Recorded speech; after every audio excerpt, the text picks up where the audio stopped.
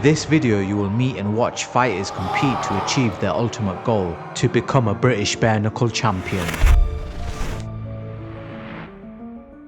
I was into drink and drugs and all that lot before BKB. I was actually in the pub on the Thursday night before my first fight, which should have been on the Saturday. I was that type of guy, like one of your mates would ring you, someone would give them a bit of trouble. Yeah, I'll go do it, getting it the big end and whatnot. And it was my wife that put me forward to it, saying there's a fight come up. And it was literally from that day, BKB literally changed my life around. I'd make her either be dead or still in the pub, mate, if I'm telling you the truth. Well, my opponent, Mark, he's a very tough guy. So are you going in with the mindset kill or be killed? Yeah, 100%. You're going to have to knock me clean out. Ref's going to have to stop it because I'm definitely not stopping. I'll stand there all day and I'll trade with him. If that's what he wants, that's what I'll give him. And I'm definitely bringing that belt back. He's not stopping me. I've seen him fight. He's not stopping me. He's going to have a war on his hands. If you wasn't doing bare knuckle boxing, what do you think you'd be doing? I'd probably dead or pissed up in pubs. I'd end up in jail or something. It was a rough upbringing. You had to fight. My real dad, he's just a sperm donor to me. He was an absolute arsehole. He used to brain me when I was a kid. 7, 8 years old. I still remember it now, trying to stop him from braving my mum up and stuff like that. And he just used to backhand me. But then I had a bad car accident and my best mate passed away. Was you in the car? Yeah, I would drive the car. You were driving? Yeah, I was driving the car, yeah. They said that it was a 60-mile-an-hour road. I've lost control around the corner at 50 mile an hour. Ever since then, I've just never been the same person. And I've suffered ever since then with PTSD and depression and anxiety. Tried to kill myself, I don't know how many times, on medication ever since 2009. I got done for death by careless driving. How long was you in prison for? 2 years. Well, to be honest, it wasn't even the prison what hurt me. I could go there now and it won't faze me. It's never brought my mate back. And nothing will ever break me as much as what that did. How long ago was that? September 2009. What does it mean to you tomorrow? Oh, it means the world to me. It's September.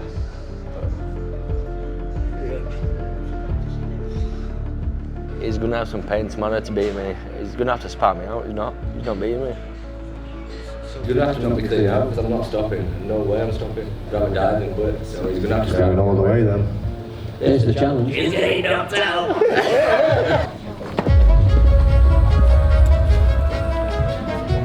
Our main event of the evening, the vacant British bantamweight title clash, Tiffin versus McCallum!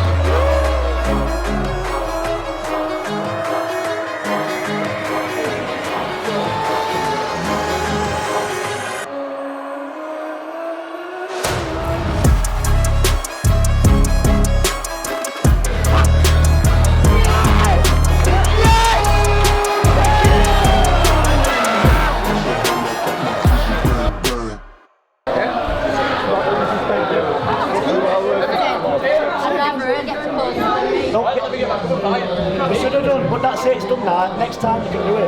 That's boxing, mate. I want my rematch. He caught me with a few shots. I was winning that fight easy. Obviously, I just let the guard down, he caught me. Fucking chill up, You caught me straight across the eye, great fist fucking round or blurred vision all like that. I thought, I can't hit him. Fucking caught me straight across the eyelid, fucking caught me. No, that's it, isn't it, man? Sorry for shouting shit, man. Oh, mate, I've been saying, mate, isn't it? Are you fucking... You alright, kid? Yeah?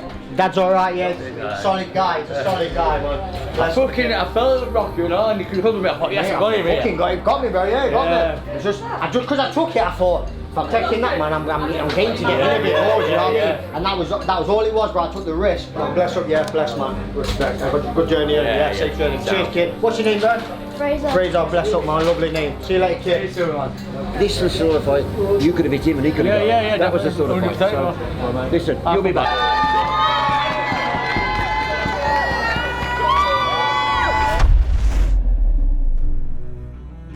It's a good feeling once you get in there. I feel alive. It's very primal in there. Because it's bare knuckle, you got to take it a lot more seriously than you would with the gloves. So it gets me out of bed in the morning. It's giving me that focus and that drive. There's no fucking about in there. You can't make mistakes in there. You can't cut corners. You're going to get found out. I'm going to go out and box the man in front of me. The opportunities there, I'm going to knock him out. I have studied my opponent, yes. You'll be a fool not to.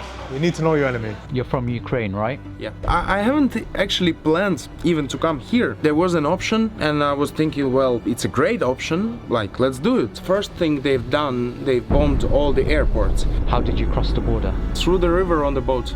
The thing is, now I'm in the situation when my native people, some of them, not talking to me, like, don't respect because I've left. I've even had one commentary in BKB that I should go to war in Ukraine rather than fighting here. I've left the war to keep going on my path, on my way. Coming from a war-torn country, your family is still there. How tough has that been? It's just another motivation that just fuels my fire.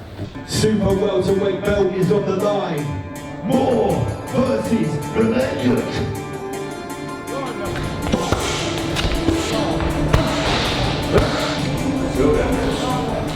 You know, when you've been in the Ukraine and his dad's there and living under all that, what's going on, getting in the ring ain't going to fight you, is it? You know, like you just said there, you know what's going on in his home country. Here he is doing battle himself. Come on!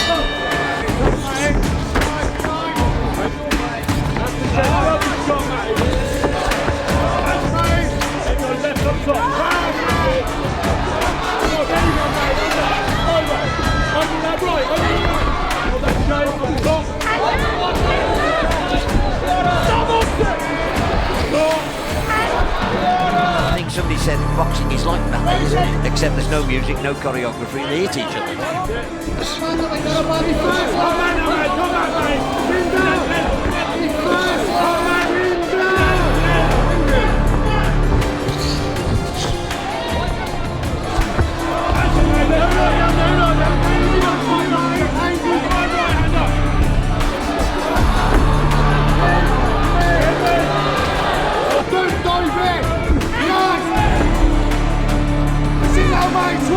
That's it! Keep your hands up!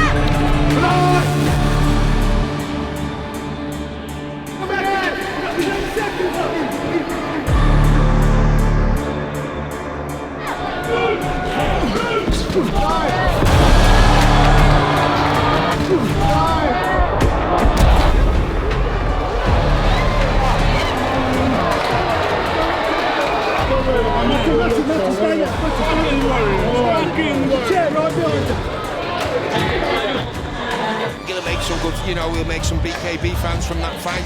Cleverly boxed. I have to say, cleverly boxed. He can fight. He can fight. And he can't dance.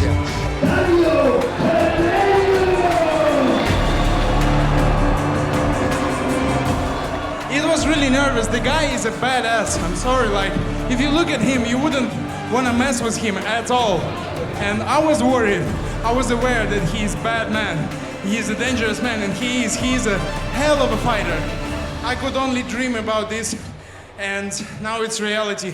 Thank you, guys. Before I got into bare-knuckle boxing, it was boxing, but before that it was pretty hectic. The usual stuff what people from rough estates get up to, robberies, burglaries, violence, all that sort of stuff. Now, when I look back, it's crazy because there's a big world out here and I'm on this stage and I'm doing this and I'm doing that, but back then it was like that was my world, that little estate, and there was nothing past it or above it, there was nothing better than it, and I didn't know about all this big world what were out here. And my children got me out of that lifestyle. But boxing more so because it gives you a purpose. This is where I am meant to be, this is what I'm meant to be doing. And my kids are always my inspiration. As much as it's my choice to fight, I want them to know that because I choose to do it, this is how good I can be at it. So if you want to do something that you enjoy, you got to just push yourself to do it. Do you know what I mean? Anything's possible. Look, you've got your family with you today. You're very much a family man. How does the missus take you, you know? She does enjoy it and she does always stand by me. She's done a couple of my corners. I think she's doing my corner this time as well, to be fair. And I'll promise entertainment, and there will be blood and there will be a war. Like I say, he's a good fighter. He's strong, he's tough, comes forward, but I'm just going to do a job on him. You can't just have your footwork and your hand speed and your boxing ability. You've got to have a bit of something in there, like you've got to be able to dig deep and just find something within yourself, because that bare-knuckle game, when you get into round 4 and 5, it'll take you to places you've never ever been and you never ever thought you'd be. Murray versus Rebel!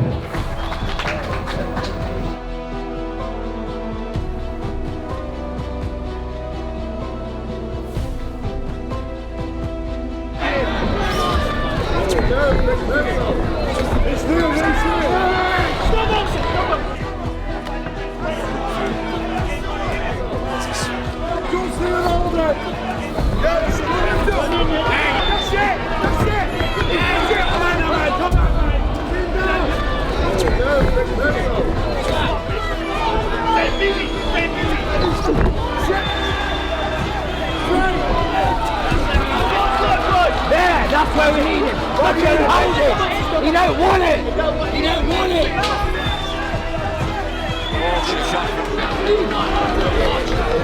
Hold his thumbs down. Watch. We reckon double it up, yeah? Straight in, straight in. Move to the right. Got to close that gap. I'm telling you. I'm telling you, Martin. Listen to me. I'm telling you. Nothing more. 3 have gone. The judges all agree they've gone 3 for Rafael. I think that's about right. Yeah. Oh, it's over. It's finished. Must be back them clubs then, Tom. Obviously disappointed Reece Murray.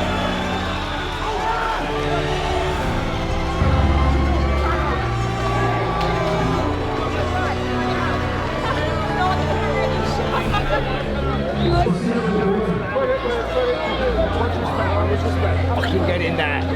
Go on, boy.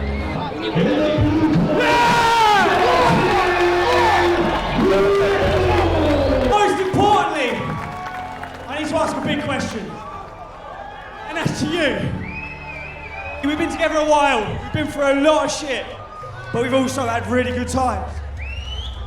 Will you marry me?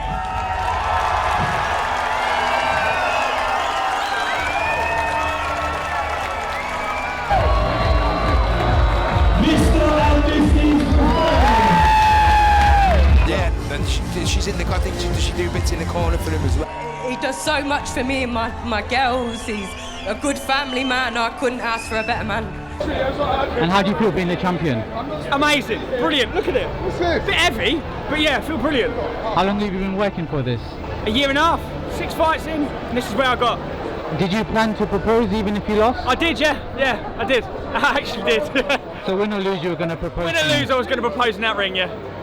In the arena of combat, one thing is for certain. One fighter will experience the ecstasy thrills of winning, while the other will feel a painful agony of a loss. Some fight for glory, hoping to etch their names into history. Some fight for love, set upon building a better life for those they hold most dear. And some fight to battle past demons, desperate to eliminate a perpetual haunting within. The sport offers a glimmer of hope to fighters and gives them a chance to turn away from the life of crime, a life of abuse, and a life of suffering, and gives these men a newfound sense of purpose.